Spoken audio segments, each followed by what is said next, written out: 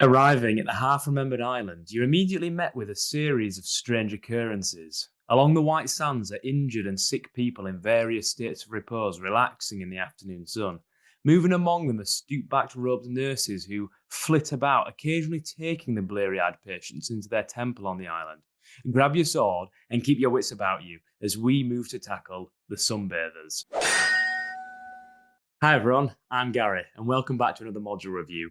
Today we're taking a look at the Sunbathers, a fantasy adventure module for Old School Essentials. The module is the third adventure in the collection for OSE entitled Adventure Anthology 1. Of the four adventures within that kind of slim tome, I've already reviewed the first two, which comprise of The Jeweler's Sanctum and The Curse of the Maggot God. You can see a playlist of those by clicking in the top right now. So before we dive into the white sandy shores of the Sunbathers, let's just do a quick rundown of the module. The adventure is 16 pages long, which includes the artwork and a pair of keyed maps. It was written by Brad Kerr, a luminary within the kind of old school adventure design sphere, best known for having penned modules such as The Temple of a Thousand Swords and Hideous Daylight. Kerr has a strong pedigree in designing adventures of this sort, and I was really keen to try out his contribution to the OSE Adventure Anthology. Within the Sunbathers, game masters will find two large sites for their players to explore. The first is a sun-soaked island called Foss Imaras, which has 6 keyed locations. Secondly, on the island of Foss Imaras, there is a mysterious temple called the Golden Asclepion, which serves as the dungeon and the adventure site for the module. The Asclepion, the temple, contains 21 keyed locations and a random encounter table.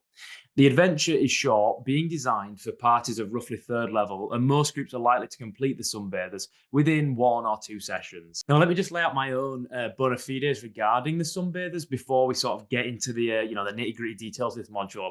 I've run this module once. To GM this adventure, I use my own system, Journeyman Expert Master, and I used that with the advanced fantasy rules for that system. My party were a significantly higher level than the module's listed level range, but I was able to just adjust the enemy statistics and experience during play to ensure the balance of challenges was maintained. Now, with my own experience out of the way, let's talk about the kind of through-line narrative of this adventure. Firstly, there are a number of hooks that a game master can use to entice their players to go to Foss Imaras. This is probably the only challenging part of the module, as once a game master has found a convincing way to move their party to the island, they're not going to have that much difficulty in encouraging their players to explore the Golden Asclepion, the temple there. Kerr suggests having the adventurers travel to Foss Imaras by one of the following means. They could be shipwrecked sailors, which to me is always a classic of the Isle of Dread variety, or they could be hired investigators, which have been paid to look into the temple, or they could just be looking for a missing hero, Orsilocus, a famous adventurer who arrived on the island some time ago and hasn't been seen since his arrival.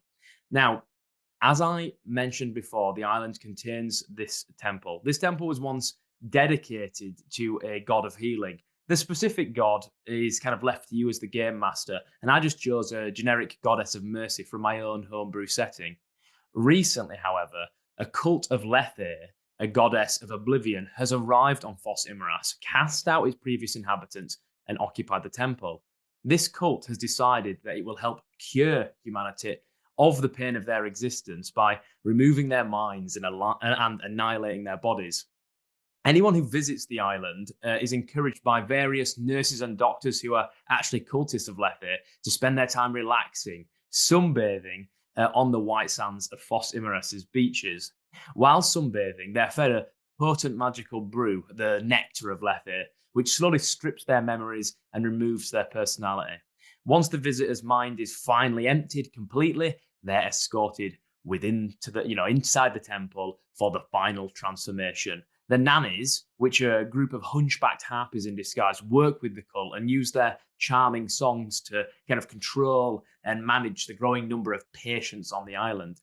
Once the patients are taken within the Golden Asclepion, their bodies are purified, which results in them becoming these sort of gelatinous humanoid creatures with no face, mindless, shambling monsters that are nothing more than living animate tissue.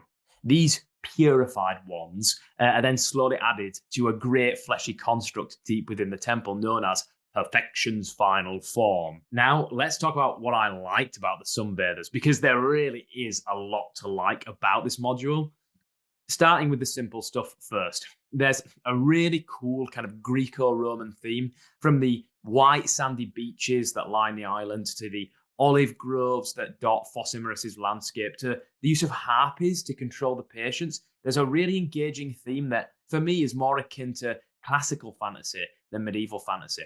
I really think that Fossimerus wouldn't be out of place in something like Homer's Odyssey, and could absolutely kind of be one of the episodes in Odysseus's journey home. Secondly, the dungeon itself is designed in a really kind of engaging way that lends itself to true old school exploration. There are different entrances, and prudent players would be rewarded for holding back, exercising caution before entering the temple. If they were to do that, they'd soon become aware of the harpies entering and exiting, as well as the occasional sort of mind-wiped patient being taken within.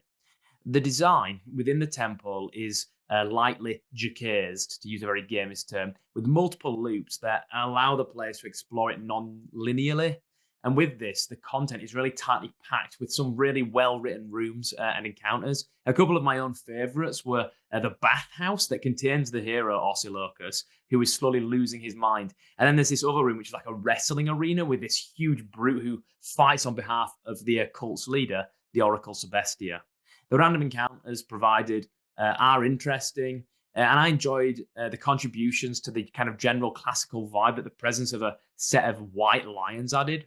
And lastly, something I think is worth mentioning that I often think is skipped over is that it is written really clearly and for brevity. It took me about 20 minutes to read the whole adventure from start to finish, and the Sunbathers comes close to my golden ideal of the adventure you can run without having read it first.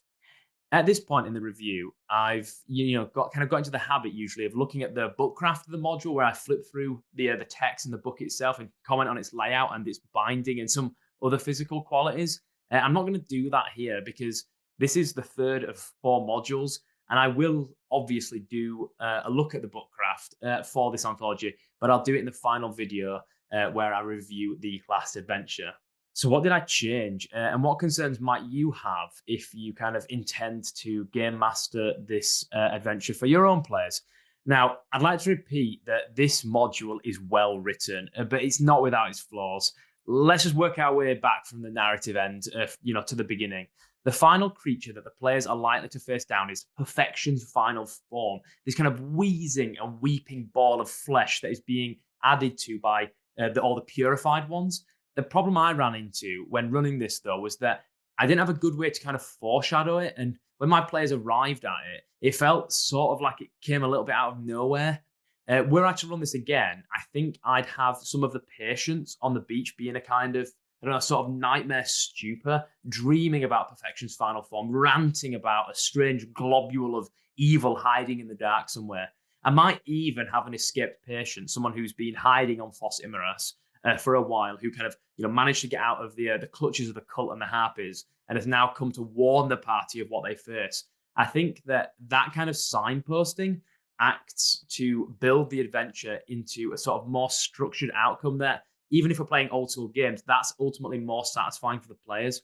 Another smaller issue I have is that some of the secret doors within the module aren't really communicated. And what I mean by that is that I don't think there's, that any parties are really going to find them without the use of magic or a change into the way they're presented. I'm specifically talking about a secret door that leads to Area 14.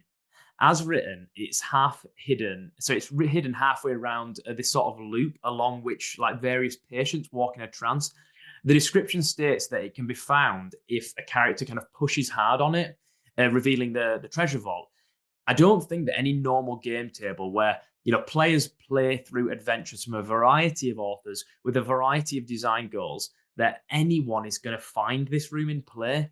The thing is that the entrance is to where the vast majority of the treasure is, on the island. So if they don't find it, I think you're trying to encourage, if you're trying to encourage that smash and grab gameplay loop of dungeon crawling, they really need to come across this room for the whole adventure to feel worthwhile.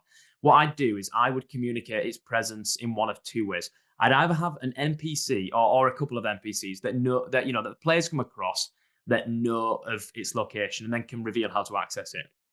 Or I'd have some quality of the pathway within the room be physically different, a recessed area of the wall that the supplicants that wander through this area usually just ignore. I think either of those would just convey its presence clearly enough. Now, that is the Sunbathers. Just before we finish up, I'd like to quickly recommend a kind of couple of complementary fantasies that I think game masters would do well rereading or rewatching before running this adventure. Firstly, I would grab a copy of the Odyssey, by Homer, the classic poem, and I would reread part of it. Specifically, I'd reread the early episode in which Odysseus and his men come across the Isle of the Lotus Eaters, or the land of the Lotus Eaters. If you're unfamiliar, in that segment, Odysseus and his men are traveling home when they find themselves in a strange land. Some of his men kind of engage the locals and share in a strange fruit they're kind of already eating. This fruit causes the men, as it already has the natives, to forget about their lives and forget about their desire to return home. It's clear that this module kind of takes thematic cues from that moment, and I think game masters would kind of enjoy the narrative touchstones that it gives.